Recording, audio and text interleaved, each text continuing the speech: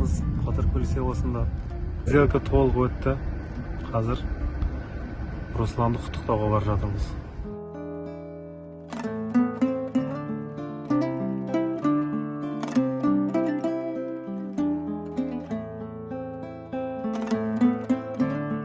Вот этот домик вот с таким приусадебным участком сегодня приобрели Валиев Руслан, участник нашей программы.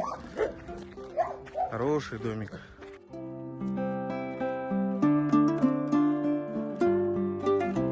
Хозяйка, как всегда, стол накрывает. Но бізде, как ағаштан жасалған летний кухня дейді.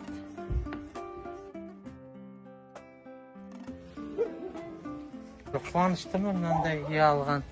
Сіздің соншайлық кімнен естідіңіз?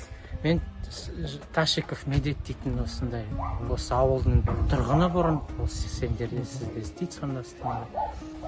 Біздің қорға бірден сендіңіз бе? Иә, оны бірінші мен естідім, Медет деген маған оны айтты бәрін. Сосын кісілермен таныстырды, Омармен таныстырды, как Читавта ашып атқанда жаңа филиалдардан. Сол жерде ең бірінші болып мен кірдім. Ал, Асен.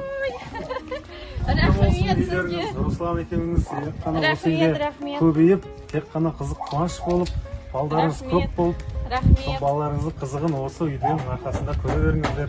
Кіріңіздер үйге, жүріңіздер. Кіріңіздер.